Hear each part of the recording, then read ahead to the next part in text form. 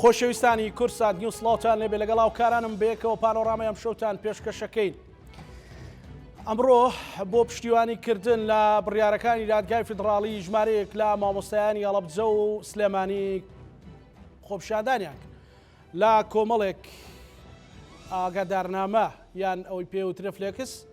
وێنەی سەرۆکی دادگای فیدراڵی و ئەو دادوەرانیان بەرز کرد بۆ و پشتیوانیان بۆ بڕیارەکە بە زمانی عەرەبی و کوردی دانابوو. ئەمە ڕەخنەی لێژیرە و هەندێک ئەڵێن کە ئەمە دژی قوارەی هەرێمی کوردستان و پرسە نیشتیمانی و نەتەوەیەکانە، بەڵام مامۆستایان و موچەخۆران و بەشێکی زۆری خەڵک لەگەڵ ئەم بڕیارانەیە و ئێستا لە چاوەڕوانی ئەوەن کە موچە لە بەغداوە بێت، لیستەکە بگات و موچەکەش بێت. خەڵک ئەوەی ئەوێت بەڕاستی ئەوەی کە لە شەقامدا گوێمان لێ دەبێت، بەڵام هەندێک بەبیری نێتەوەیی و باز لەوەکەن کە ئەمە ماڵوێرانیەکی گەورەی بەدواوە. ئێمەش لەسەر ئەو پرسە گفتوگۆەکەی لە پانۆڕاما بە میوانداری هەرێک لە بەڕێزان بەڕێز مامۆستا دڵشاد میرانی، مامۆستای ناڕازی مامۆستا بەخێر بێ و یەکێک بولوانەی کە سکاڵای کردو لە محکمەی فیدراڵی بەخێر بێ مامۆستا. هەروەها بەڕێز کاوە ئەحمەد کادری پارتی دموکراتی کوردستان لە هەولێرەوە لەگەڵمانە. جا ڕوخسەتی جەنابەت مامۆستا دڵشاد چمە لای کاکاوە هەڵسەنگانی بەڕێزت بۆوانەی ئەو ڕوودا و زنجیرەیانە یەک لە دوای یەک ڕووەدەن لەم کاتەیە بە بڕیارەکانی دادگای فیدراڵی بە دابەشکردنی موچە بەو خۆپیشاندانەی ئەم ڕۆژکە لە سلێمانیە هەبوو، لە سلێمانی و هەڵەبجەیە هەبوو. بە ناوی ئەزانی بەرزی درۆڤان، سڵاو لە شەهیدان، سڵاو لە پێشمەرگە، بە تایبەتی لە شەهیدانمان ژینا ئەمینی و ژینای دزەیی. بۆیە لەوە دەست پێەکەم وتن زۆرە، بەڵام ئەو مافەش بدەن بە بەشێک لە خەڵکی کوردستانیان بە زۆرینەی خەڵکی کوردستان پێی وایە کە ئەم عێراقە لەسەر ئەساسی دەستوری ساڵی 2005 بنیاد نرایەوە. خارجی ئەمە دەبینین، لێرە و لێرە دەبینین دەهۆڵی ئەوەی کە شاگەشکە بوونە موچە ئادرێ، بەڵام من لێرە پێتان دەڵێم بۆ مێژوو دەڵێم بابەتی موچەش دەسەواژەیەکی جوان هاتووە لە کتابەکە، دەڵێ بە زمانی عەرەبی بینێرن. ئەمە وڵامێکی زۆر وازەحە. لە عێراقێک کە دوو زمانی فەرمی هەیە کە زمانی کوردی و زمانی عەرەبیە، ناوی کورد ئەبێ بە زمانی عەرەبی بۆ بەغدا بنێنرێ. ئەمە وڵامێکە بۆوانێک کە فلیکسی بە زمانی عەرەبی بەرزەکەنەوە. باشە ئەو بەڕێزانە کە سکاڵایان تۆمار کرد و گەیشتنە بەغدا، باشە ژینای دزەیش خۆ بێ سکاڵا کارێکی هەبێ، خۆ ئەبێ کەسێکش بچێ بەدەم بازرگانی کە لە بەرەی نەتەوەییەکە کاکە پێشە و دزەییە یان کاکە شێخبازە یان بەرەی ڕیفراندۆمەکان کە ئەوەی کە گەلی کوردستان بڕیاری لەسەردا، ئەی ئەمە کێ دێتە جواب لەسەری. بۆیە من دەڵێم بۆی کە درێژەی بابەتەکە لەوانەیە کەسانی سیاسی بەم وردن، کەسانی غێری سیاسی بەم شێوەی کە ئێمە شوورەوەی بابەتەکانەکەن تێنەگەن لە بابەتەکان. بۆی بۆ مێژوو دەیڵێم ساڵی 2024 کەم ساڵی کە تێداین گۆڕانکاری زۆر گەورە بەڕێوەیە. بۆیە زنجیرە هەنگاوەکانی دەوڵەتی پەتی و سێدارە کە میحوەری شەیتان یانکو بەرەی مقاوەتی تروریستی ئیسلامیە کە بە هیلالی شیعی ناسراوە، ئەو درێژە پێدرێ کە دادگای ئیتحادی بەناو کە من بە دادگای مەجلیس قیادە سەورە ناڵێم، بۆیە کە هەندێک کەس پێی نەهێشێ دەڵێم دادگای ئیتحادی شیعی کە سەرجەمە و بڕیارانەی دێدا بۆ کەمکردنەوەی قەوارەی سیاسی هەرێمی کوردستانە. ئەوەی کە عێراق بە 7 ساڵ بایۆمەتری یان بڵێ هەژماری بانکی کردووە بە 1 مانگ داوا لە تۆ دەکات. ئەوەی کە 7 مانگە لیژنەی چاودێری عێراق و حکوومەتی هەرێمی کوردستان کاری بۆ کردووە و ناوەکانیان ڕێخستەوە، سبەینێ وەزارەتی دارایی لیستی موچەکە خۆرانی خۆی ئەنێرێ بۆ بەغدا. بەتاکی دەمان داوای زمانی عەرەبیشمان لێ دەکەن. باش ئەی ئەگەر من و تۆ مانگی داهاتوو کاکە زانە خەڵکی کوردستان دووبارە دانیشتنەوە کێشەی ترمان بۆ دروست بوو، ئەی ئەوە دەڵێت چی؟ ئەی بۆ ئەوانەیە کە دێنە شەقام بە تایبەتی من ڕێزم هەیە بان نخمەی مامۆستایانی ڕۆشنبیر تێکەڵ نەکرێ، چونکە مامۆستا پێگەی خۆی هەیەەوە داواکردنی مافی موچە ئەمە شتێکی ڕەوایەت تکایە بە کۆمنتی لەسەر نەبێ. بەڵام ئەوانەی کە ناوەندی بڕیاری تۆ لە ساڵی 2020 تا ئێستا 143 جار ناوەندی بڕیار کە هەرێمی کوردستانە کراوەتە ئامانج لەلایەن دەوڵەتی پەتی و سێدارە، هەروەها پاشکۆکانی کە حەشتی شعبین. عەجەبا بۆ ئەم سکاڵا کارانمان لە بەغدا نەبینی بڵێ گوناحی ئەم میلەتە چییە کە تۆ بە سلاحی بالستیکی لی دەدەی؟ حکومەتی هەرێمی کوردستان کاتێککە دەهۆڵی تەسلیمکردی نەوتەدرا کاتێککە دەهۆڵی تەسلیمبوونی عێراقچیتی لێدرا خۆ باش ئەوانە هەمووی تەواو بوو ئەی بۆ ناگەنە خاڵی چارەسەرکردن ئەی بۆ ئەو بڕیارانەی کە دادگایەکی ئیتحادی نادەستوری کە من دوای بە بەندی دەستوری بە جەنابەت دەڵێم دەچمە سەری و باسی یەکەم کە خەڵەکان لەکوێیە وام شاگەشتکردبوونەی موچەکە وەسبەی نەچی کارەساتێتتر بەڕێوە بەرامەت بە هەرێمی کوردستان بۆیە من لەو باوەڕەدەم دەبێ ئەو واقع لێک جاکەینەوە کە حکوومەتی هەرێمی کوردستان ئەرکی بەرپرسیارەتی دابینکردنی موچە و بژێوی و ئاسایشی خەڵکی خۆی هەیە و نابێ بەرپرسیاتی ڕاکەن بەڵام کاتێککە حزبی بیجامە لە پێو یان حزبی ملهوڕ و یان بازرگانی هەڵتۆقی و ئەبێتە گۆڕپانی سیاسی و دەچێت بێ بە محامی بەغدا و داتاکان بڵێ ئەوە داتاکانی ڕۆبەرە بەغدا ڕۆی ئەی سبێنی ئەگەر کێشە دروست بوو دووبارە بڵێن چی یعنی پاوانخوازی و عقلی عروبە ئەبێ لە بیرتان نەچێ ئمە ساڵانێکی دوورە پەنج دەسی لەگەڵان نەرمەکەین کە دەبینیم بەردەوام پاوانخوازی عەربی بەردەوامە و داوا دەکات و بێ ناوەکان بە عەربی بێ و بێ جلوبەرگمان بە عەربی بێ و بێ فکر و کەلتور و فەرهەنگی ئێمە بە عەربی بێت چون ئەوان لێمان تێناگەن و بڕیاریشان داوە لێمان تێنەگەن بەڵێ ئێمە دەزانین کە نازانین بەڵام خەڵکانێکی زۆر هەن لە زوونی ئیرهابێکی فکری کە نازانن و مەقڕ بەسەری ماڵی کووردا بۆیە زۆر گشتی سەرکەوتمان لە یەک شتێکایە دەبێت حیوارێکی نەرمان هەبێ دەبێت ناوماڵی پارتی سیاسی کۆبێتەوە و ئەو دەسەواژانە ڕێک بخێرێتەوە لە چوارچەوەی کە ئایندەی عێراق ئایندەیەکی هەڵدێرەوە من پێتان دەڵێم ئایندە لە عێراق نییە و دواترش بە دیکۆمنت ئەو باسەکەم کە لە سەردانێکی جەنابی سەرۆکی حکوومەت لە ئەمریکا دوای چیک بابەتێک کەوتە پێش کە بێت بەڕاستی خۆمانی بۆ حاضرکەن لەو پێشادانەی کە دێنە پێش زۆر باش کاکەوە گەڕێمەوەلات ماوەسەڵشات کاکەوە وای وێ ناکرد کە ئەمە محکەمەی وتی من ناڵم لەبەر خاتری خاتران محکەمەی سەورە بەڵام محکەمەیەکی دیفاعکاری شیعەیە ئیلالی شیعەیە و لە هەرێمی کوردستانیش کۆمەڵێک محامی پارێزەری هەیە ئەیانەوێت دۆخەکە بەو دەردەبن کە بە ناوی موچەوە پارێزگاری لەوە بکەن ئەمە ئێوە چوون بۆ هانابردن بۆ ئەوەی بۆچی سڵاو ڕێز بۆ کورسات بۆ پانۆراما بۆ بەڕێزت کاکزانە سڵاو ڕێز بۆ کاکاوە لە ڕاستیدا من نازام طبعا صوتی کاکاوە بەوازحی ناگات لای من ئەگەر هیوادارم ئەو ئاداوە کارم لە برادران چاچیکەن بدەنگ بەڵام ئەوەی کە من لی تێگەشتم باسی دادگای شیعی و دەوڵەتی پەتری و سێدارە و ئەوەی نازام ئەگەر بە هەڵەن نەگەشتم حیزبی بیجامە و نازام ئەمانە تۆزێک بۆ کەسێکی وەکو کاکاوە کادیرێکی پارتی لەوانەیە خۆی بۆ خۆی ئەم قسانە ئەو پەڕی سوکایەتی بێت بە ژمارێکی زۆر لە خەڵکی هەرێمی کوردستان ئەو دادگای کە بە ڕێزی باسیەکە حاکمیتە حاکمی پارتی دیموکراتی کوردستان و چەند ساڵە لەوێ کارەکات یعنی بۆ خۆی چەند ساڵێکە ئەم حاکمەی خستوەتە ناو ئەو جێژاوە فکریە شیعیەی کە خۆی باسیەکە ئەوەی کە ئێمەی هەندا کە پەنا بۆ حکوومەتی عراق بەرین لە ڕاستیدا حکوومەتی هەرێمی کوردستان بوو لەبەرەوەت بیر نەچێ کاکزانە لە ساڵانی ڕابردوو لە مانگی نوێی ساڵی 2014ەوە تا ئێستا ئێمە 84 جار داوامان لە حکوومەتی هەرێمی کوردستان کرد کە شایستەدارایەکانمان موچەکانمان و ژیان کە لە پاڵ مافەکانمانە لە پاڵ ئەرکەکانمانە بەڕاستی مافمان باتێ و نەیانێ وتی داواکاریەکانی ئێوە لای حکوومەتی عراقیەوە کە دەیان بەڵگەمان لایەوە سەدان راپۆرتی کەناڵەکانی خۆیانمان هەیە کە ئەڵێ بودجە و موچەی ئێوە لای حکوومەتی عراقە کە ئەڕۆین لە حکوومەتی عراقی داوایەکەن بەم زمانە زبرە بازاڕیە باسی نەزانم دادگای شیعی و پەتی و سێدارە و حیزبی بیجامە و کۆمەڵێک بابەت ئەو ڕوژێنن کە ئەمە لە کەسە لەگەڵ ئەو پەڕی ڕێز و حرمەتم بۆ خەڵکە زۆر سادەکەی شەقامیش ئەو جۆرە لە ئەتەچێت و لە قسەکردنیان نییە ئەوەی کە ئێمەی ڕاپێکی بەغداد کرد لە ڕاستیدا حکوومەتی هەرێمی کوردستان بوو لەبەرەوەی ئێمە لە ساڵانی ڕابردوودا بە جۆش و خرۆشەوە بە شێوازێکی ئەجگار مەدەنی داوای مافەکانی خۆمانمان کرد بەڵام بەداخەوە گوێی لێ نەگرتین بەداخەوە هەر جارێک بە بیانوویەک ئێمەی سەرکوتە کرد بە بیانوویەک ئێمەی یعنی ئەسڵەن ئێمەیانە خستە پاڵ ئەم لا ئەو لا ئەوانە بەڵام ئەوەی کە ئەو پەڕی جێگای شانازی بوو بۆ ئێمە ئەوە بوو کە لە 10 ساڵی ڕابردوودا لە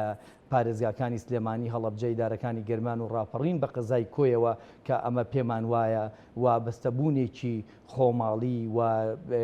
تێک ئاڵابوونێکی زۆر شارستانیاتە هەیە کە نەمانێت چڵکداری نیشتیمان بشتێت بەڵام بەداخەوە ئەوەی کە ئەوان کردیان شکانی شکۆی ئێمە بووە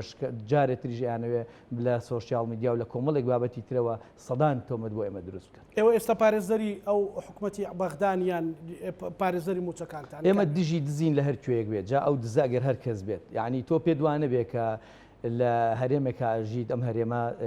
38 موچەی ڕابردووی نەیاوە پێێت لە ساڵی 2023 موچەکانی 7-8 بە قەرز بە 3 گوژبە لەلایەن حکوومەتی عراقیەوە بە 700 ملیاریەت 11 مانگەکانی ئەم 3 مانگە نادرێ بەڵام لە مانگی 6 پارەکەوە تا ئێستا کەس نازانێ بوو جە و داهاتی ئەم وڵاتە چی لێە بۆیە ئێمە بەڵێ بە هەموو شێوازێک دژی ئەو دزی و جەردەین کە لەلایەن تاقمێکەوە لە هەرێمی کوردستان ئەکرێت. ئەجینا ئێوە خۆتان تانەوێت مەسەرەن ئەو کۆی باسەکرێت دەستی دەوڵەتی عراقیان بەغدا بهێنە ناو هەرێمی کوردستان و دژی ئێستا ئەو کادرەی پارتی وەرە مقارنەیەکی من و ئەو بکە من بۆ نمونەی هەر کەسێکی ئێمە بزانەکانمان شەیدمان زۆرە بزانەکانمان زۆرترین خوێنمان بۆ ئەم ئەسڵەن میدیا و سوۆشال میدیا ئەزانەیە کە لە ماوەکانی ڕابردوودا شەڕی نەگریزی داعش هەبوو دوو برای من بووە یعنی برینار ئەکرێن ئەمانە کە ئەم جۆرە قسانە ئەکەن ئەسڵەن ڕەبتیان نە بە نیشتیمانەوەیە نە بە خاکەوەیە نە بە کامیان نەگری جنسی 1 و 2 ئەوروپا و ئەمریکا ئەوانەیە من خەڵکە خەڵکە ڕەسەنەکەی ئەم وڵاتە بۆیە ئەو جۆر ئەمانە مەسلحەتیان ئاوا ئەڕوا بەداخەوە بە جۆرێک لە جۆرەکان تۆمەت بە ئێمە بەخشن. باشە ئەمڕۆ خۆپشاندانێکە بۆ ماوە سەدشاد مەسەلەن وێنەی سەرۆکی دادگای فیدراڵی بەرزکرابەوە کە پێیان وابوو کە ئەمە کارەساتە بەڕاستی ئەمە کارەساتە لە عراق ئێمە هەر کەسێک دەستی هەبێ لەوەی کە دەستی دز و جەردە لە هەرێمی کوردستان ببڕێەوە ماف بۆ خاون ماف بگەڕێنێتەوە بەڕاستی ئێمە هەڵوێستەکانی بەرزە نرخێنین و حورمەت یەکرین و ڕێزێکرین. ینی لەو چوارچێوەیە بەڵێ بە تاکید زۆر بە شخصیش زۆر هێرش و پەلامەرکرایە سەر جەنابەت لەبەرەوەی وێنەیەکت لەگەڵ ڕێیان کلدانی بڵاو بووبەوە لەگەڵ مامۆسایانە سەردانی عەمار حەشیم و کۆمەڵێک کەسایەتی تری شیعەتان کردووە عەرەبتان کردووە لەوێ ئەمانە هیچ ئشکالێکی نێتەوەی ئەمانە ئێمە لۆبیمان دروست کردو بۆ قەزەیە کە قەزەی مافی ڕەوای ئەم میلەتەیە لە ڕاستیە ینی تۆ ناتوانانی هەنگاو بنی ئەگەر پێشتر زمینە سازی بۆ نەکەی و ئەوانە کوتلە سیاسین و دەنگیان هەیە ڕەنگیان هەیە و لۆبی دروستەکەن و ئەتوانن ئەوان هۆکاربوون بۆەوەی کە ئێمە بتوانین لە ڕاستیدا سەرکەوتوبین لە دادگای فیدراڵی و بەو ئامانجە بگەین کە فەرمانبەرانی هەرێمی کوردستان پێی گەیشتن. زۆر باش کاکاوە مامۆستا پێی وایە کە بەڕاستی ئەوان دژی گەلوونەتەوەکەی خۆیانینەوەیان خوێنیان بەخشیەوە لە پێناو نیشتیمانە ئەو پێویستە بە حیوار بە گفتوگۆیەکی نەرم ئێمە لە یەکتر تێبگەینەوە و هیچ شتێک نییە دژی پرسیینەتەوەاتی بۆچی ئەمە نیگەرانی دروست کردووە؟ وڵام من نازانم کاک دڵشاد جارێ هەر خۆی دەسەواسی جز و جەردە و تاخم وشتی باس کرد ئەمە 1-2 من لە پرسیارم ئەو ئارەسێ و نەکە تا جوابی من بداتەوە و هەموو شتێکش بەڵگەم پێەیە من دەڵێم ئیرهابی فکری بەڵێ من وێنەیەک نیشان جەنابتە دەم کاکە زانە بۆی کە بڵێم ئیرهابی فکری چی کاریگەریەکی دروست کردووە ئەوەی کە من دەیڵێم تۆ بڕیاردا و قبولت نەبێ بەڵام ئەوەی کە تو دەڵێی بڵێ من شرۆڤەیەکەم وەگەر زانیم لە بەرژەوەندی گشتیە بڵێ تەبەنیەکەم کاکە زانە ئەم وێنەی دەجێگاتە لایت بڵێ ئەمە چییە کاکە ئەگە سێرکەی سێرێکی بکە ئەمە باسی چییەکە زۆر واز ئەگەر نزانی ماڵکاولیە ئەگەر بزانیت ئەگات دەگاتە جوێنەکە بینی کوێە بڵێ بڵێ بڵێ ئاشکاندنی بەردی بناغی پردی تۆ قوتە بڵێ باشە کاکە زانە تۆ کەسێکی ڕۆژامە نووسی تومە هاوڕێ یەکیشین دوو لە دنیای سیاسیوان وایە کاکە زانە ئەمە یعنی چی مەسیجێکە گەیەنیە یعنی تۆ بتەوێ خزمەت گوزاری بدە کە مە ناوی خوای لەسەر بۆ ئاگداریت ئەمە بەناوی خوای گەورەی لەسرە ئارمی ئەوەی لەسرە باشە مامۆسایەکی ڕۆشنبیری لەو زوونن نەبوو بڵێ ئەمە خراپە کاکە ئەمە خزمەتە ئەمە کاکاوە ڕەنگە هەموو کەسەوەی پێ ناخۆشە هەموو پرۆسەیەکی ئەزان بۆ پێ ناخۆ ئەزان بۆ کاکەزانە ئەزان بۆ پێ ناخۆش نییە تۆ ڕۆژنامە نووسی بۆیە من ببوورە پرسیارەکەم بۆ جەنابەت نییە کاک دڵشاد مامۆستایەکی بەڕێزە ڕێزم بۆ شەهیدەکەی هەیە بەڵام شەهیدەکەی ئەوە گەر دوێنێک شەهید بوو بێ کاکەزانە 1990 لە شەڕی بەرگری لە کوردستان لە شەڕی ئینگلیز باپەری علی من بنەماڵی قادر مەولانین 1990 5 پیا و شەهید بووی کەم باپیرەی من باشە بۆی با شەهید بۆی با نەکەوین با دەست خۆشدا با نەیپێوین بەش با بەڕەپە نەیپێوین ئەوە با نهێنەوە بابەتەکە هەموو کەس بە پێگەیەکی خۆی ڕێز و حرف من پێتم وت مامۆستا ئەوە چێکیە باشە بابەتێترم باسکە پێی تێک چووتی مەحوەری شەیتان و حکومەتی پەت و سێدارە واتە مافە لە من ئەگرێت و بەس من شتێکی تر دەڵێم ڕۆژنامە نووسێ شتێکەڵێ ئەمەش دیکۆمنتەکەیتی لە بەردەستی منە ئەڵێ چی طبعا حکومەتی هەرێم حەقی خۆیەتی بابەتی دیبلۆماسیەت و هەموو هەنگاوەکان بەهاوێتە پێش بۆی کە بەرگری لە مافەکانی خۆی بکات زمینی ئەوش مامۆستایەکی ئازیزیان فەرمانبەرێکش مافی خۆیەتی حکومەتەکەی بەرگری لێ بکە کە باسی محوەری شەیتان دەکەین باسی لایەنکش باسی جوولەی ئەو بابەتەکە کەم بابەتێکی تورکیا قەتەر ئیسرائیلە ئەوە تا بەڵگەکەژە بەدەستمە ڕۆژنامەنووسێکی ئازیز ڕێی وا بووە کە ئەم بەرەیتر کە بەرەی زۆرینەی خەڵکی کوردستان و باوەڕی بۆەوە هەیە لەگەڵ مافەکانمانە پێویستە شکۆ هەبێ. ئێمە باشە زانین لە 2014 ڕووداوێکی گەورە ڕوویدا کە داعش بوو و ئەو هەنگاوانەی کە حکوومەتی عێراقی هاویشتی بەرامبەر بۆیە کە داخوازیەکان باشە یەک شتێڵێم تۆ بەڵێ دەست خۆش بێ سکاڵاکەت ئەوە کردووە زۆر ئەتیادیە تۆ پێ ناخۆشە کە من بە حزبێک بڵێم مرهۆڕ بە حزبێک بڵێم فلان باشە ئێ من ئازادیەکەم و ئاخوازێ وا بڵێم ئەی تۆ بۆچی ئەچی کە وێنەی سەرۆک وەزیران کە ئاڵای کوردستان لە تەنیشتێتی ئەیخیتە ژێر پێێتەوە باشە بۆ تۆ ئەمە حەڵاڵە بۆ پێ ناخۆشە من قسێک بڵێ مش ڕێکمە بێ پێچوانی ڕێەکەی تۆ بۆ من ئەوم قبول بێ ئاڵای کوردستان کردو کاکاوە بۆی تێکەڵی نەکەی وەزیرانە کاکاوە ئەخیتە پاڵێەوە بۆیە ئەمە بەڕێزان کاکاو بۆی ئەوە ڕوون بێ ئەمە ڕێزان سەرۆکی حکوومەت جێگری سەرۆکی وەزیری ئاوادانکردنەوە محافظی هەڵەبجاوانە لەوێ بوون وە لە سێ جار ئەو بابەتی پردیتووە قوتە دەرچووە و جارێکە لەم ئاجارە ئاخرا بە ڕێژێک بە 400 وایە سوکایەتی ئەمە پەیکەری سلێمانی بواە ئەشکێنرا من پرسیار لێ واکەم ئێوە باشە پێم پرسیار لێ واکەم ئەمە پەیکەری قاسم سلێمانی بواە ئەشکا بۆیە کاکەبرا مەوزوعەوە کاکاوە بۆی مەتێکەڵی نەکەین ئێمە باسی موچاکەی بڕیارەکانی سەغڵەت بوو نەزانی کاکەزانی پرسیارکردنەکە ڕەتفعلێکی هەبوو بێ کرد گەنج کاکەزانە ئەمە بە خۆپشاندان نەکراوە پرسیارە بەسەر خەڵکی درا باکەنە مناڵ نییە مناڵ نییە ئەمە بابەت کاکە دەشات تکایە وسکت بە جۆ بگرە فێ تۆ مامۆسای ئازیزی گۆ بگرە بەم قسەکان ئەمە بابینۆ سەر پرسە بابینۆ سەر ڕێڕەوەکە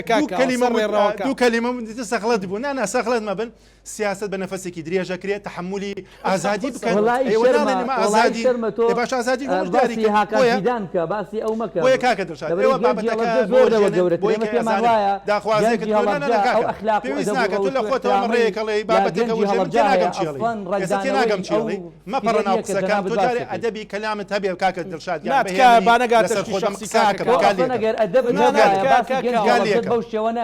یەکەم لەسەر خۆ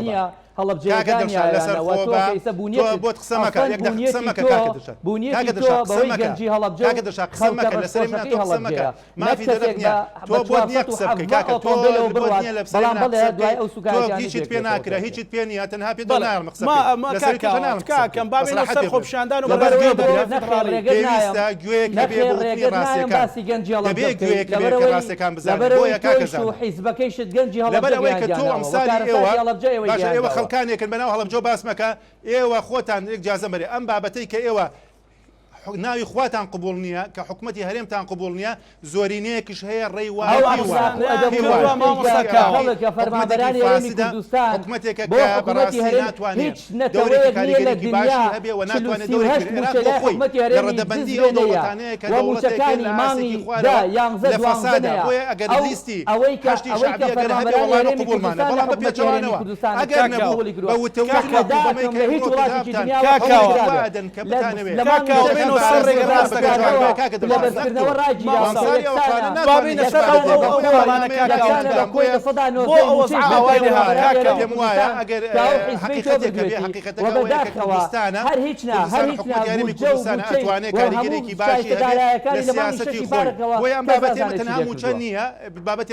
بابەتێمە گەورەترە لە موچە لەوانەیە تۆ پێویستی بە گرفان پڕکردنێ بێ بەڵام من پێویستم بە شکۆیەکە کە ئێمە خەڵکێک نین خەڵکێک نین بتوانێت کاکاوە بابینە سەر ڕێگە ئەسمەکە باسی بەردی ناخەیەک مەکە کەسێک لە کاردانەوە خەڵکانێکمانەیە و کۆمسارێک تۆڵ ناکرێت کاکاوت کاکەم ئەمە نەمامۆستا کردوێتی لە خەڵکی هەڵەبجە کردوێتی کەسێک لە کاردانەوەک لە گرنگی بابەتەکان ئەوەیە کە ئێمە دەتوانین کاکاو بەڵام سەرکردەکانتان هەر هەمووی لە بەغداد موچەوەرەگرێت فرۆتری شەنگال ئاسایی بەڵام موچەخۆرێک ناوخودی خۆشی خراپەتی لە دەستداوە وڵاتەکەی بە ساروخی باستێکی لە بەڵام چارەسەر ناکرێت بۆیە ئەم بابەتەی ئێستا بەسگوێ لە کەسانی کاتوانین تەحەدیای گەورەتەکان بۆی پەیامەکەشت بگا بەو شێوەیە پەیام ناگات برای عەزیزەکەی من ئێمە باسی پارێزگاش بێدەنگە بم لە وەختی خۆمان قساکەم باش ئێستا من پرسیارەکە قسەی خۆم ئازادیە کاکاوە ئێمە بۆ شتێک قساکەین بۆی هەردوو بوو بۆ چوونەکە بە منتەقی بگاتە خەڵک بە دوازار بینەرەکانمان بڕیارەدەن کە ڕاستی لەکوێوەیە و لە چیەوە ئەوە باش عێراق شۆڤێنیە کاکزانە بۆ هەموو بەرپرسەکانی لە حکوومەتی عێراق بۆ لەسەر من ئەفسەکە بۆ بۆ لای تۆ نیازان بۆ حکومەکەی لەوێ ناکشێتەوە شاکەشکە بووتە بەڵام پێتەڵێم لایەندێکی نزیکا کە ڕووداوی زۆر گەورەیە کاکاوی بەرز و بەڕێز ئێستا مەسەلەن پارێزگای هەڵە بجا و پردەی بۆ کراوە یاخوا هەموو پرد و جادە و ڕێگەڵمان ئەگەر بکرێت بڕیاری لێدرا ئەمەنە لەسەر هەڵ خەڵکی تۆگەروێ ئەو کاکاوی ڕووکردنەوەی بدەین بابینەوە سەر ڕێگەی خۆمان ئەم وێنەی بەرزەکەیتەوە ئەمەە خەڵکی هەڵە بێنەوە مەسەلا ڕازی کردوێتی ناو جەماعەتێک کردوێتی ئەمە ڕەنگە کەسێک لە کاردانەوەی کا کردێتی لە داخل شخصێکە لەسەر مامۆستای ناڕازی حساب ناکرێت ئەوە ئێستا ئیرهابیەکە کە ئەمە ئیرهابی شکریە باشە کاکاوی بەرز یەک خولەک لە من بگرا بەڕێستان بۆی ها پەیامێکمان بگاتە خەڵکی کوردستان کەمێک بە ئارامی لەسەر من قسەکە نانمە قسەکە باش کاکە ماوەسەڵ ئێستا من پرسیارێک ڕاستی جەنابەکە باش ئێمە بینەوە سەر سکەی خۆمان دەوانێت بێتاقەتگوێگرێ باش ئەمە بردنەوەی حیوارێت کاکەم ینی تەماشای کاکاوە لێرە بابەتێکەیە پێت وایە بە مەنتەقی بۆچی مامۆستایان و فەرمانبەران وایان لێهات بڕۆن لۆبی بۆ خۆیان بکەن لەگەڵ کوت لە شیعەکان قسە بکەن دادگای فدراڵی سکاڵا تۆمارکەن و دوزار دڵخۆش بن بە بردنەوەی ئەم سکاڵایە ئەمە چ بابەتێک چ نەقسێکی نەتەوەی تێدایە کە ئەوان پێی دڵخۆشن ئەوە مەڵام بدەیتەوە یعنی بە تەشیر ناتکە ڕۆژنامەنووس و کادرێکی کاکزانە من تەشیرم نەکردووە بە ئاگدار بە تێکەڵ نەبێ بەڵام یەک دەخم بەو بابەتی کە باسێکە گرنگە ئێمە چین سەر و بابەتە من یەک پرسیارێک لام دروست بووە خۆپیشاندان دەستی پێکرد تەواوە باشە خۆپیشاندانێک تەمەن بەشێکی نەکە بەشی زۆرینەکەی کە سیاسی لە پشتێتیم پێتەڵێم ئێمە بینیمان مامۆسایان هاتن سەر جادە دوایی مامۆساکان لە ڕێگای کیۆ لەسەر جادە هەڵگیران خۆ ئەمە بێتاقەتەکە لەمەیە واتە تۆ کاتێکی فشار بەکاری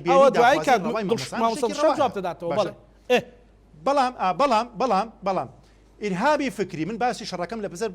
هزر عنی کێشەکە لەوە کەسێکی معەن ناڵێم من کە باسی شتێکەکەم ئاڕێم پێ بدەکەم باسێکم بۆی ئەڵێم دادگای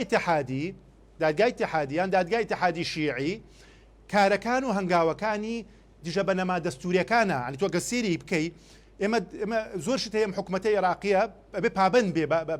بە ئەو التیزامەتی کە لەسەرێتی ئەم بابەتە من نایڵێم ئەوەی کە من دەیڵم دیکۆمنتەڵێم دوێنێکە لە پێگەیەکی سیاسی ئەمریکا لە سەردانەکەی جەنابی سەرۆکی حکوومەت باشکرا دەڵێ چی دەڵێ داهەنگاوەکانی من نایڵێم ئەوە قسەی من نییە قسەی ناوەندی بڕیاری ئەمریکا خۆ دەزانین لەو پەردەڵێ حکومەتی خۆڕاگر و حکومەتی بەهێز باش ئێمە بەرامبەر بەچی خۆڕاگر بوونە دیارە شتێک ڕووی داوە دوو ئەڵێ درێژە پێدەری هەنگاوەکانی مەحوەری ئێرانە مەحوەری شەیتانە هیلالی شیعی دادگای اتحادیە ینی هەنگاو من نایڵێم دیکۆمنتم لایە لە بەردەسمە و بۆتان دەڵێم باشکرا ئەمەی کە حکومەتی عێراقی پەنای بووە بە دەڵێت پابندبوونی هەرێم لە چوارچەوەی ئەو یاسانەی کە دەریەکات یاساکان چی ئەو یاسانەیە کە حکومەتی هەرێم لە دەسەڵاتەکانی کەم دەبێتەوە ئێمە شینەکەمان بۆیە هۆ کەس لەگەڵەوە نییە کە موچە سەرمان بچێتە گرفانی کێ لەگەڵەوە نییە کە ماگانە موچەی هەبێ بەڵام ئایا تەنها موچەیە من بە جەنابتان دەڵێم بەڵگە بۆ قسەکانی ئێستاشم ئەوەیە لە ئایندەیەکی نزیکا دەبینین کە نەک فۆنتی عەربی و زمانی عەربی ئەو کاتە لقی بانکی عەربی ببێت ئێرە و بێ مدیری بانکەکان عەرب بێ و بێ فەرمانبەر جێگرەکانی عەرب بێ لقی بانکی ڕاشدین و ڕاشێوای کرد ئەم دۆخە دروست بێ کاکاوی بەڕێز شێوای کرد ئەم دۆخە دروست بێ ناو بە عەربی داوا بکرێ و مۆزەفی عەربی بێتە هەرێمی کوردستان کە ئەمە ڕەنگە دوور بێ کاکاوی بەڕێز ئێرە دەستوریان فیدراڵیە و فیدراڵ مافی خۆیەتی ئەوانە ممارەسەکە لە ڕووی دەستوریەوە جەناب پیاچی بە ئاگای ئەوەی تریشیان کە ئەڵێ دەسەڵات بەکارهێنێ ئەمە ئەلمۆنیتەر وە ئەڵێ شرۆڤی ئەلمۆنیتەرە ینی نەک ناوەندی بڕیاری ئەمریکا بۆی بینەرەکان باش چێوای کرد ئەم دۆخە بە خۆڵقێ کاکەکاوە چێوای کرد حکومەتی عێراقی لە دوای 2003 ئەقڵەتی پاوانخوازی عەربی وای وەست کە کورد لە دەورانی دەسڵاتە لە مەداری دەسڵاتە کاڵکاتەوە بۆ نمونە لە پێکاتەکان لە وەزارەت لە هەموو جمکەکانە ئەبێ بەرەبەرە دەسڵاتی کوردی بەرەوکەمی دەڕوات ئەمە بابەتێکە بابەتی دووەم بابەتێکە پەیوەنددار بە خۆمانەوە لەوانەیە خەڵکێک نەوێرێمە بیڵێ بەس بن باشکرا دێڵم بەشێکیشی خۆمان بەرپرسین ئەو توانە زاتیەکان کە خۆمان کەم و کوڕیمان هەبوو ئەو بابەتێکی سانەوێ لە بەرنامێکی ترامە باز بەر جەنابەکەم کەم و کوڕەکان لە چیا بوو بێکێک لەوانە پەرتەوازی ماڵی ئەحزابی سیاسی بوو لە کوردستانە بەڵام ئەوەی کە جەوهری مۆزوعەکانە جەنابەت پرسیارەکەت کە بۆ لوبی مۆزوعەکە ئامانجەکە پێکێ ئەوەیە هزری تاکی عەرەبی بابەتێکە کە ئەمە کوردستانی ڕۆژهەڵات بە فارسەوە کوردستانی باکوورش بە تورکەوە و عێراقش بە هەمان شێوە دەناڵێنێ ینی ئەمە بابەتێکە پاشگەزبوونەوەی حکوومەتی عێراقی لە بەندەکانی دەستوری و مافانەی کە گەلی کوردستان پێی درراوە لە 2005 پەشیمانبوونەوە لەو بابەتە هەیە ئەنی ئەساسی مۆزوعەکە مناقەشانێکە ئەساسی مۆزوعەکان کاکەزانە ئەم کێشەیە بەواتە بە تەواویکەم ئاخر جملە بەواتە ئەوەی کە ئێسێمە نیزامان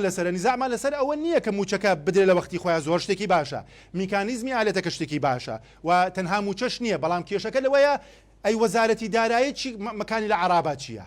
ئەگەر ئەم ساڵ هەڵبژاردن وەزارەت دارایی لای گۆڕانە چی کێڵەبانی لای یەک حزبێکی تر نابێ واگە سەرۆکی حکوومەت و هەرێ سورەکای هەمیش بەم شێوەیە ئەمەی کە ئێمە شەڕی لەسەر دەکەین و پێی داداگرین ئەوەیە کە ئێمە بەرگی لە دەسەڵاتی حکوومەتێ دەکەین کە جیلاوجیل لە ڕێگای سنووقی هەڵبژاردنەوە گۆڕانکاری بەسەری دێ ئەوە نییە کە ئێمڕۆ تۆ سەرۆکی حکوومەتت پێ قبول نییە پێی ناخۆشە کە سەردانی ئەمریکای کردووە لە ناوەند و لەلایەن وەزیری خارجە لەلایەن کۆنگرسمانەکان لەلایەن پەندۆگەون لە ڕێگای وەزارەتی وزە بڵێن بازرگانی و هەموو پێگانی کە جناب دەی سدایەکی باشەیە بەڵام لە ناوەندە تۆ بە شخصنەڵی تاقم کاکە ئەم حکوومەتە تاقم نییە ئەم حکوومەتە ڕەنجی خەباتی ماندووبوونی زۆر باشە کاکاوە شەیدەکانمانە بەژینای دزەیشەوە باش دەستخۆش کاکاوە بابەتە پەیوەنددارە بە عەقڵی عەرەبی ئەگەر ڕێمۆلات کاکاوەی ئازیز مامۆستاڵشات ئەرهابێکی فکری لەو ناوچەیە هەیە لە ناو مامۆستایانە هەیە و ئەگەر ئەمڕۆ وەزارەتی دارایی سەرۆکی حکوومەت جێگری سەرۆکی حکوومەتتان بەدڵنیە بەڵام خۆسبینە ڕەنگە بکەوێتە دەست هێزێکی تر بۆچی ئێوە قەراراتەکانی هەرێمی کوردستان ئەبەنە بەغدا و وردە هەوڵەدەن دەسەڵاتی بەغدا زاڵکەن بەسەر هەرێمی کوردستانە کاکزانە خۆی ئەگەر تۆ تۆزە بگەڕیتەوە دواوە ئەسەن چێ ئەمەی خولقانۆ ینی چێ ئەمەی خولقانووە کە فەرمانبەرانی هەرێمی کوردستان پەنا بۆ بەغدادێک بەرن کە بەڕاستی هەر ئەوان بوون تا دوێنێ ینی قوربانیان ناوە لە پێناوی هەرێمی کوردستانەوە دروستبوونی هەرێمی کوردستان ئەمەی کە کاکاوە بەڵێ مامۆستایان ئەوەی کە کاکاوە باسیەکە یعنی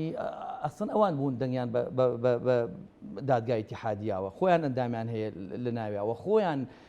حکومەتی عێراقیان پێکهێناوەتەوە خۆیان چەندین موسسەیان لەوێ هەیە و خۆیان موچەکانیان لەوێ وەرەگرن بەڵام لە کاتێکدا کە مامۆسایەکی بەدبەخت فەرمانبەرێکی داما و قوڕبەسەر کە داوای موچەکەی ئەکات کە ڕاستە خۆ کاکە باوەڕمان بە حکومەتی هەرێمی کوردستان نەماوە و پێمان وایە لە ماوەی ڕابردوودا بە واتای کەلیمە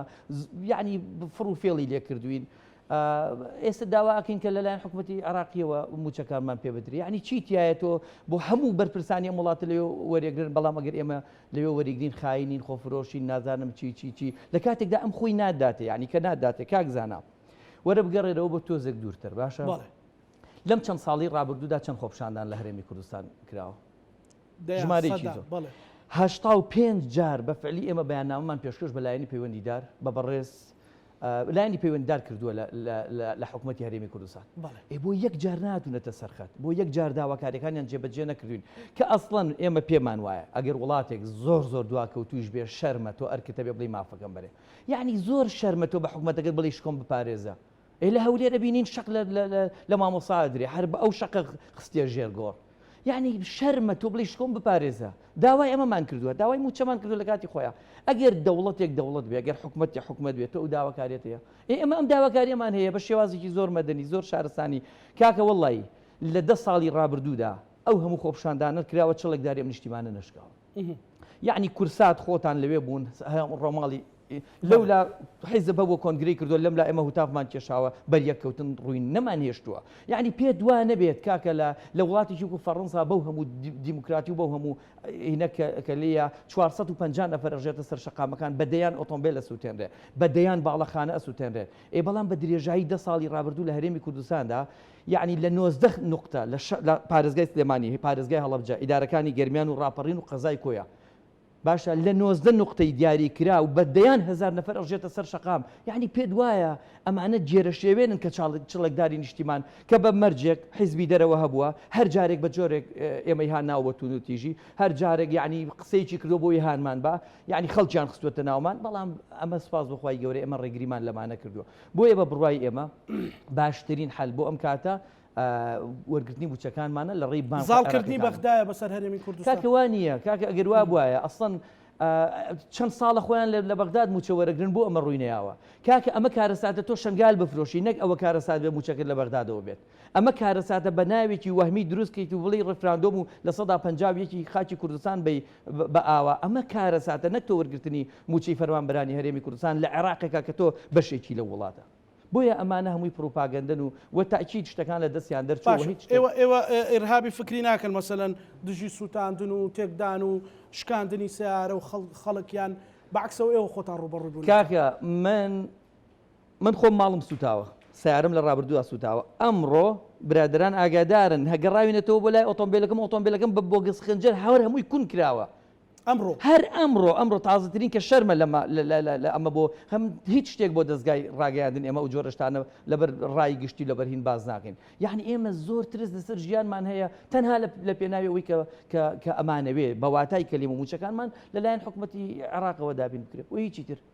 باشە ئەو قسێکی تر کاکاوەڵێ بێن پێمان ناخۆش بووە لایەنێک مەبەستی دیارێکی نیشتیمانی کوردستانە بە قسەی ئەوانەوە لە سەرجادە بوون بە قسەی ئەوانش چوونەوە پۆلەکانی خوێندن پەیوەندی بەیەکێتیەوە هەبوو بابەتێکی بەیەکێتیەوە ئەم بابەتە ئەسڵەن گەڕانەوەمان بۆ ناوەندەکانی خوێندنیش ڕەبتی بەیەکێتیەوە نەبوو ڕەبتی بە بڕیارەکانی دادگای فیدراالیەوە بوو کە من خۆم لەگەڵ بەڕێز محەممەد شاع سۆدانی دانیشتم وتی بۆ موچە جارەتر فەرمانبەرانی هەرێمی کوردستان من ڕێگە نایم بڕژێنەوە سەر شەقامەکان یعنی زۆر ئەو هەست بە پرسیارەتی بکە لە پێناوی ڕۆڵەی میلەتا بەڵام بەڕاستی حکوومەتی هەرێمی کوردستان لەمە بێ ئاگا بێت یعنی تۆ 84 جار ڕژێتە سەر شەقامەکان ئەو گوێت لێ ناگرێ یعنی تێناگا 713,000 خوێندکار لە پارێزگای سلێمانی هەڵەبجە ئیدارەکانی گەرمان و ڕاپەڕین و قەزای کۆیە بێبەشە لە پرۆسی خوێندن کەسێک نایەتە سەرخەت بەڵام یوتیوبەرێک قسەیەک لە مەتارێکاکە هەرچی بەرپرسیانە بە چۆکایەن ئەمە وا ئەکا کە بەڵێ تۆ پەنا بۆ شوێنی تر بەری یعنی چی بکەیت تۆ ئیتر ئەبێت تەنفیزێکت هەبێ بۆ ئەم بابەتە باشە بەرزکردنەوەی جارێکت کرێ و پرسیارەکەمەوە ئەمە پیرۆزکردنی ئەوان نییە بە بێڕێزکردنی هەرێمی کوردستان یان ئەو قوارەیە خۆی ئێمە پێمان وایە حکوومەتی عێراقی ئەو دێوەزمە نەبوو کە لەلایەن حکوومەتی هەرێمی کوردستانەوە تا ئێستا بە ئێمە ناسێنراوە ئەسڵەن ئێمە هەرتیان نەگەشتە بووین لەبەرەوەی ئەبووە ئێمە فکرێکمان وا بکردایەوە باشە ئەگەر ئێمە ئەمانە ئاوان بۆچی هەموو ڕۆژی حکوومەتی هەرێمی کوردستانە چێتەوە لای ئەو کۆ بێتەوە یعنی ئەوەنە وەف دەچێتە ئەوەنە خۆ ئێمە نەچوین کاکە ئێمە 14 جار لە هەموو تەمەنمان ناچوین ئەوە دەرەنجام و نەتیجەکەی بوو ئەوان بزانن لە یەک مانگە بزانە چەند جار بە چەند وەردی جیاوازە چن بۆیە لە ڕاستیدا حکوومەتی عێراقی پێی خۆشە پێکەوە ژیانێکە بێ و مافی فەرمانبەرانی هەرێمی کوردستان هیچ نقطەیەکی شۆڤێنیتان هەست پێ کرد مەسەلا بابە هیچ شتی کاک زانا یعنی ئێمەیەکی خاوەن شەهید تۆ پێ دوایە ئێمە قبولمانە هەر سوکایەتی بە هەرێمی کوردستان بکرێ بە خوێنی شەهید بکرێ بە خاک و وڵات بکرێ کاکە برای من لە شەڕی داعشا خۆبەخشە بێ برینارە بێ باشە تۆ ئەمە بخەرە پێشچاوی خۆت هەر ئەم ڕابردووی 10 ساڵی ڕابردوو بخەرە پێشچاوی خۆت بزانە فەرمانبەرانی هەرێمی کوردستان لە چه ئەخلاق و ئەدەب و ڕەوشت و احترامێکی لووتکەی کوردایەتیا بوون کە تۆ دوای خۆپشاندانەکان پاکشماوەکانی خۆیان کۆکردنەوە بابە ئەم جۆرە ئەسڵەن ناوزڕ کاک زانە ئەندامانی ئەمە هەر ڕۆژی بە پیاوی چێکمانەکەن هەر ڕۆژی بە پیاوی چێکمان ئەمە فکرەکەتان ڕوون نەبووەوە سەر تێی ناگەین یعنی تێی ناگەین بەڕاستی تەنها داوای موچی خۆش دەکەی بۆیە بەداخەوە سپاس بخوای گەورە پێمان وایە ئەمانە کۆتاییان هاتووە و بە دڵنیاییەوە ئیتر ئەو دەسەی کە بەڕاستی لە 32 ساڵی ڕابردووە دەستی هەبووە لە دزین و جەردەی و دەستی هەبووە لەوەی کە مافی فەرمانبەرانی هەرێمی کوردستان پێشێلکە کۆتاییمان پێێنەوە زۆر باشە کاکاوە ئەوەڵێ حکوومەتی عێراق ڕێزی گرتوین و تێگەیشتۆ لە مافی فەرمانبەران و خودی محەممەد شیع سوودانی بە ڕێزی هاوتوێتی کە ئێمە جارێککە نایڵی لەسەر موچە خەڵک بڕژێتە سەر شەقامەکان و مەقبولیشە لای سەرکردایەتی کورد بە پارتی و یەکێتیەوە ئەو کەسایەتە ئەوان چوونەتە لای ئەو ئەمە بۆ ئەو تەخوینە هەبێ ئەمەش بەڕاستی بە دیوێکی ترە ئیرهابێکی فکری نییە بەرامبەر بە مامۆستایان موچەخۆران کاکە من پێم خۆش نیە موچەکەم بەغدابیدا حەزەکەم حکوومەتەکەی خۆم بیدا بەڵێ تۆ کەس پێشەوە ڕێی منە دوو لێدانی تەمە مامۆسا شکۆی گەورەی هەیە بتدەکیت ئەمە مامۆسا گەیانم پێ و پلێ ئێستا شەقێکی هەولێرە بینێ کە لە مامۆسای درا و شکۆی شکێنراوە 3 ڕۆژ دوایەوە لە بەردەم مەڵبەندی کۆیە مامۆسایە شەهید دەبێ خۆشی ناکە بە خاوەنی لە پیرەمەگرون کتێبخانە سووتێنرا نفوس سووتێنرا دارێ مروج سووتێنرا بەڵام چاوی نایبینێ پێشمەرگەیەکی بارگای ناوچەیەکیش لە پێنجۆن شەهید کرا بەڵام چاوی نایبینێ ئەمە ئیرهابی فکریەکەیە تۆ بۆ گیرفانتە بەڵام وڵای من بۆ عیرفانمە من پێم خۆش نییە من بە زمانی عەرەبی قسەکەم کاکە بە زۆرە من حەز ناکەم معاشەکەم بەغدابیدا ئەی بۆ لە سیوێکی ئاوا زەحمەت نەبێت دەواوی بەغدادانێنایەوە کاک زانە ئەی باشە خوا بێدەنگ بە کوڕی ئەم نیشتیمانە نەبوو لەژێر دەبابەی تورکیا لەژێر دەبابەی بزانە بە قسەکانەوەی قاتی بووە لەگەڵ بزانە قسەکانکی کاریگەری لەسەر جەنابەتەیە بزانە چۆن لە وەتەری حساس دەدا من نازانم بەچی ئەتێشێ نا تۆ زۆرە تێشێ بە قسەکان نەدێشێت تۆ شەهید بوونی مامۆستایەک لە بەردەم هەڵبەندی کۆیە نابینی بەڵام بێئەدەبێک لێرە بێحورمەتی بەرامبەر بۆ کرا دوای فەسڵ کرا تۆ نابینی تۆ شەهیدکردنی پێشمەرگەیە لە پێنجۆن کە خاوەنی 30 مناڵ بوو نابینی خۆپیشاندانی خوێناوی نەبووە لە هەفتەی شوبات هاتن شەڕێکی ناحەقتان فرۆش بە لقی چوار پارەکە بەشی وشکە ساڵی خواردبووی محافظ خواردبێ هاتن بەردەم لقی چوارە ئەو باڵە بوو کە خۆتان دروستان کرد دوای دەرەنجامەکەیتان بینی لە ناو زۆر دوورە لەوەی کە لە ئاساسی حقیقەتەوە خەڵکش با بڕیاردا بزانە چەند بە ئەدەبووم لە قسەکردنە گوێم کرد بەڵام ئاخ چی بکەم هاوی فکری گوێەکانی دان لای تۆدا گوێ لە من ناگری دەفێر بە جارێک گوێ بگرە کە زۆرینەی خەڵکی کوردستان تۆی هەر قبول نییە و 32 ساڵی کە جەنابەت دەکەی لە 150 یەکێتی نیشتمانی کوردستان لی بەرپرسا و جەنابەت کە گەشتگاڵتە بۆ حکومەتاکەوە دەکە سەدان جار خۆی گەیاندە هەولێر و هەلم کەناڵە شانازی پێوە بینرا کە لە بەغدا بڕات بەرگی لە مافەکان کە چوونێتە بەغدا بۆ چی چوینە بۆ سوار ڕۆشتوینە نەخێر چوینە بەرگری بکەین لە نیشتیمانێکە لە 1930ەوە کە تۆ لە دایک نەبوویتە و خەڵکان لە دایک نەبوونە لە ئەوەی کە بیرم بێکاکاوە ئەوەی کە بیرم بێت تەنها ئەو خیانەتانە هەفتاوشەشی شۆڕشی گوڵانەوە تا ئێستا ڕووبارێکی خوێنمان داوە هەم لە کۆڕەوە سەر بەرزەکە بۆیە تۆ قبولن یەک گوێ بگری و ئەمە با خەڵکی کوردستان ڕابێ بکەیت هابی بۆ بەسراحەت گوێم لێگرتی هەموو قسەکانوت بۆ پەڕیوە تەواضع گوێم گرت بەڵام ئامادەنی یەک وشە شخصی نییە باس تۆڵی قبولن هەرنیشتیمانت قبول دەبابەی حزبی بەحث بە ئاڵای عراقەوە کوردستان بەڵام ئێستا عەربی نەبوون بە منەفرۆشیتەوە ڕسمی مرسیتان لە ڕسمی شەیدەکان پێ بەرزترا ئێوە چەند ڕسمی لە جاتی ڕسمی هوجام و شێرکۆ بەرزکەنەوە ئەچەند ڕسمی سەرۆکی دادگای اتحادی شیعی بەرزەکەنەوە بە خودای شکۆی تۆی بەوەیە کە زمانی تۆ ئەبێ بە زمانی عەربی بینێری تۆ بۆ خۆتی هەڵێ کاکە بە کوردەکە بۆ حەلاوی باسکە من قساکەمە بێ گوێ بگری چۆن گوێم لێ من بە زمانی عەربی داوای موچە و زۆر باشترە لەوەی بە زمانی کوردی دەبابەی من بۆ کەس دێداوە من پرسیار لە ئێواکەم زوونی سەوز کە ئێستا یەکەتی سەرکردایەتەکە ئەماگەر ئازادیە بۆچی سارەی تۆ بەردەم بە قسکردو بۆ نایبە مزەریبی ئەوە غەرامەی وەشمانی سارەی تۆ بەرماسنی باشە بۆ شەڕی سیارەکەت بە منەفرۆشی من گوناحم چییە من داواکەم دەڵێم دەبێت لەگەڵ موچۆکە لەگەڵ موچەیە بێ کەرامەت هەبێ ئەبێ شکۆی تاکە بێ ئێمە کوردین ئێمە پێکاتی دووەمی لە عێراق نابێ بە زۆری ئێمە دڕێ بەجێی دێڵین بەڵام تۆ هاتوویتە لە پەنای شەهیدەکەتەوە پەلاماریان حکومەتدادەی لە پەنای خوێنی شەهیدەکەتەوە هاتوویتە ئەمڕۆ ئەتەوێ کوردستان بخەیتە سەر سین و پێشکەشکەی ڕاستە من شکاوم شکاکەوە تۆ ئەوانش ئێمە لاسمیش کەوتین بەڵام لە ئێرەمیش وەفدی چووە دەیان زار چووە بۆ ڕێککەوتن ئەڵێ مەش کاکە زانە بەس جواب ئەوشە دەمەوە جوابی ئەوشتە دەمەوە کاتێ حکومەتە ڕوا ئەو حکومەتە حکومەتێکی دام و دەستگایەکی شەرعیە لە ڕێگای هەڵبژاردنەوە دیاری کراوە دەچێت هەموو شتەکانی ڕوونە پێکاتەیە لەگەڵ ئەوشا کە جەنابی سەرۆکی حکومەت ڕۆیشتووە سەرۆکی هەرێم ڕۆیشتووە جێگیری سەرۆک وەزیران ڕۆیشتووە بکە بەرگری بکە لەگەڵ وەزیرەکان وەزیری دارایی ڕۆیشتووە بەڵام من ناڵێ کاکە دڵشا شوورەی نییە بۆ ئەقلێتێکە داوا بکە بە فۆنتی ناوەکان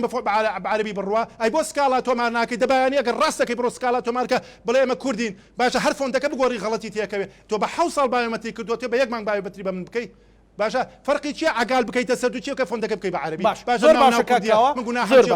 پرسیارە ڕاستی کاکە زەمی من چییە ئەمە ئێوەی دەیڵێت گوێیەک نییە بۆ بیستن بەڵێ مامۆستا گوێ نییە بۆ بیستن بەتابەتی فکری و باوەڵام پرسیارە بداتەوە ئەوەش خراپ نییە کە بە فۆنتی عەربی ناوەکان بنێرێ و ئەوەی کاکاوە ئێڵێ مەسەلەن بێت و کە بڵێ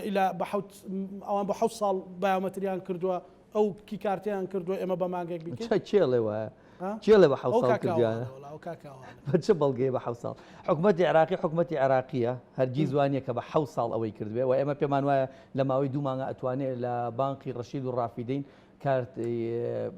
هەرێمی فەرمانبەرانی هەرێمی کوردستان تەواو بکە بەڵام نەک ملیۆنێک و 450,000 فەرمانبەر کە لە ڕاستیدا لە واقعیدا ئەمە بوونی نییە ئەوەی کە ئەم برادرانە لیانە ترسن ئەو 700,000 بندیوارەیە کە بە ناوی جۆرا و جۆر لە هەرێمی کوردستانە زینویان کردووە ئینیان کردووە ئەوەی کە هەیە 625,000 چەندێکە فەرمانبەرانی واقعی هەرێمی کوردستان بەڵێ لە ماوەی 2 مانگە هەموو شتێک تەواو پێ دوایە کاکاوە بۆچی نیگەرانە بۆچی پێی وایە کە ئێوە بە ئیرهابی فکریەوەکەنەوە دەسەڵاتی بەغدا بەسەر هەرێم ئازاڵەکەن کاک زانە ئێمە هات بۆ پێیان نیگەرانن بۆ ئەو ڕوتێک یان بەشێک لە خەڵک پێی لەبەرەوەی ئەوەی کە ئەوان لە چەند ساڵی ڕابردووە پێیان نەکرا لە ڕاستیدا ئێمە توانیمان بیکەین ئێمە توانیمان بیکەین بەوەی کە مافی فەرمانبەرانی هەرێمی کوردستان لە قورجی شێر دەربێنین وەیتر یاری بە چارەنووسمان نەکرێ و ئیتر بەیانی هەڵبژاردنە بەیانی یعنی هەر شتێک بنەبێ نەگەڕیتەوە بۆ ئەوەی کە تۆ یەکێتی یان پارتیان هەر حیزبێکی تر تۆ بەدەستەمۆی ئەوە لە ڕاستیدا بەڵێ نیگەرانن لەوەی کە ئیتر خەڵک باکی بەم حیزبانە نامێنێ و خەڵک ئیتر موچی خۆی بە ئازادانە وەرەگرێ و هیچ باکێکی بەم حیزبانە نییە کە لە ڕابردوودا بەداخەوە وێنەیەکی زۆر ناشرینیان پیشانی خەڵکی کوردستانیەوە هەرە بێتەوە بەتاکید باشە یعنی تۆ سەیری کە ئەوان ئەوەی کە ئێمە چوین بۆ لایەن ئەمان سەدان جار چوون ئێمە یەک جار چوین ڕاستە هەموو بەرپرسەکانی عراقی ڕۆشتوین بەڵام یان تەنها کەسێک کە ئەگەر قسەیەکی بەرامبەر لە کاتی خۆیان ڕەدەفعلێ بەرامبەر هەرێمی کوردستان قسەیەکی کردوێ هاتوون تەنها ئەم ڕسمەی ئێمەیان داناوە کە خەڵاتی ئەەکەین بەڵام هەر ئەو ڕۆژێ ئێمە خەڵاتی حوت کەسایەتی عراقیمان کردووە ئێمە چاومان بە بەڕێز محەممەد شیخ سۆدانی کەوتووە بە قەیس خەزعەلی کردووە بە ڕایان کلدانی یعنی یوسفکی هەمویان کەوتووە هاتوون یەک ڕسمیان دەرێنا و ئێمەی پێفرۆشنەوە ئێکاکە خۆتان 200 جار چوونەتە لای ئەینجا ئەوەی ئێمە چوین بۆ ماف و قوتی خەڵک بۆ لە ڕاستیا بۆ چ شتێک ئێمە چوین ئەینجا قەت هەرگیز پێ دوان نەبێ کەسێک دەبابەی هێنابێتە سەر خاکی پیرۆزی کوردستان یعنی پێشمەرگەی شتێلا بێ بە ئاڵای عراقەوە ئەمە دڵسۆز بێ بەڵام ئەم تیمەی تر کە ئەڕوا داوای ماف و قوتی خەڵکەکە ئەمەیان خاک فرۆشە ئەمە ڕوویداوە ئەمە ڕوویداوە لە هەرێمی کوردستان باش کاکاوە دوا سەرنجی خۆتم پێ بڵێ سوپاس دەکەم من پێم وایە حکوومەتی هەرێمی کوردستان ئەم قۆناغەتیە پەڕێنێ وواضحە ئەو وێنانێک کە جنابی باسەکە من نازانم من موچەخۆری ئەم وڵاتەشم و حەز ناکەم خەڵکێک لە پەنای حکوومەتەکەم و بڕات لە بەغدا و بابەتم پێم خۆشە حکوومەتەکەم بیکە و بێ شەفافێتی لێشێ بەس کاکە زانە یەکش بە جناب بڵێم تاکی دەکەم لەسەرەوە کە تۆ شەقی مامۆستا ببینی بەڵام خوێنی مامۆستا نەبینی ئەمە من تووشی گومان نکات هەنی مەوزوعەکە چۆنە ینی مامۆسایە شەهید دەبێت لە بەردەم بارگای مەڵبەندی یەکێتی لە کۆیە ئەمە نبینی بەڵام بێئەدەبیە کە دوای فەسڵ کراوە کەسە بەرامبەر مامۆستا کە هەردووکی خراپە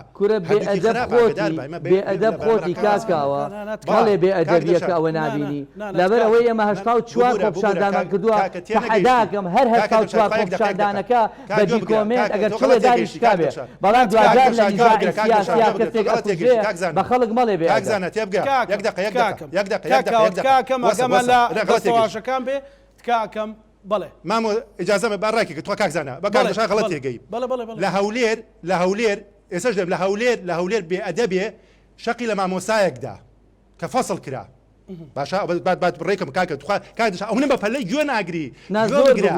هەر کەسێک ئەوە خراپترین شتە نه کاکە تۆ بەنامە کەسێکە بەس کاکشتان زۆر عاجزی کردن بۆ تۆ گوێت ڕووداوە لە بینی ملبەیانی سیاسیان ڕوویاوە 84 خۆپشاندانی هەر کەسێک کردوێتی قەینا داوای لێبوردنەکەم قبوڵە کاکزان داوای لێبوردنەکەم داوای لێبوردنەکەم قبوڵە من دەڵێم شکۆی مامۆستا بۆ من کاکە من بە حقیقت کاکە بزان هاتی سەو باوەڕا لە هەرکی و هەڵا بۆ بێ ڕاستەکان بێڵێن کەسێک بڕوا شکۆی مامۆسای بشکێنێ منم لە بینی خراپ و خراپتر هەردووکی خراپە چۆن تۆ شکۆی مامۆسایەکەشکێنی وازایمە دڵمان پێیژانی نەکردووە من شانازی یەکەم کاکە زانە دەستخۆشی یەکێتی مامۆسانی کوردستانم هەیە ئەوان بەرنامەی ترش بەداخم ڕ پێم نییە نیشانی دەم من ئێمە لە بەرەی مامۆستایانی بەڵام ئەڵم داخوازیەکان دەبێت لە چوارچێوەی حکوومەتی هەرێم بێ واگەر حکوومەتی هەرێم کەم تەرخەمە بەڵێ ئەمەش بابەتێکی ترە من پێم وتی لە بیدایەتەوە بە جۆرەتەڵم خۆشمان کەم و کوڕیمان هەیە کاکە زانە بەڵام کاکە دڵشاد ئەوەندە ڕێزم بۆ هەیە بە پەلە گوێی نەگرت بۆیە لە شتەکان ترش تەسەوڕەکە مەگە بەرنامەکە لێداتۆ تێگا کە من لە بەرەی خەڵکی باوەڕەکەم لە هەڵبژاردندا هاتووە بڕیاری خۆیدا سوپاس دەکەم کاکاوە ئەحمەد کادری پارتی داوای لێبوردنەکەشم قبوڵە داوای لێبوردنەکەشم قبوڵە باشە سوپاس بۆ بەڕێز مامۆستا دڵشاد میرانی مامۆستای ناڕازی من هیوادارم هەموو ئەو جەدەلانەی کە هەیە لەسەر ئەو بابەتانە ئەگەر لە بەرنامەیەکی حیواری شانە بێ کاکاوە کە مامۆستا دڵشاد بتوانرێت ینی دانیشتێکە بێ ئێمە فێری گفتوگۆ و دانیشتن بینی ئێستا ئێمە مەسەلەن بەرز و نزمیشمان بینی ڕعەکانیش ئاڵ و گۆڕ کرا بەڵام ئەتوانرێت لە نەتیجەیە سەلمانێکە بێ نەمامۆستایانی ناڕازیمە بەسییانەوەیە کە قوارەی هەرێم و نەتەوایەتی و ئەوانەیان پێ فرۆشێتەوە وەڵام مامۆستا ئەگەر معاناتی نەبێت هەموو ئەو پزیشک و ئەندازیار و هەموو ئەوانەی کە یانبینی ئێستا و خزمەتەکە لە هەموو بارەکانی تر بە خودی دروستکردنەوەی مامۆستاشەوە بە هەموو ئەو تەکنیکارانەی کە هەیە مامۆستا پێگەیاندون بە ئێمەشەوە مامۆستا پێگەیاندوین و ئەگەر مامۆستا بۆ فەرمانبەر موچەیەکی شایستەی ماگانەیە بێ قەت ئامادەنیە بڕواتە بەغدا و ماڵ و مناڵ و ئەو سەرجادە و باران و گەرما و سەرما جێبێڵێ و پێم وایە هەموو کەسێکیش لە ئاستی خۆیان نیشتیمان پەروەرە بەڵام ئەوەیە کە ڕێگاکە ڕاست بکرێتەوە و کەس نەتەوایەتی بە کەس نەفرۆشێتەوە لەگەڵ ئەو کاران پانۆڕامامان پێشکەشکردن هەموو لاکتان ئەمانەتی خوای گەورە من سوپاس بۆ هەردوو میوانەکە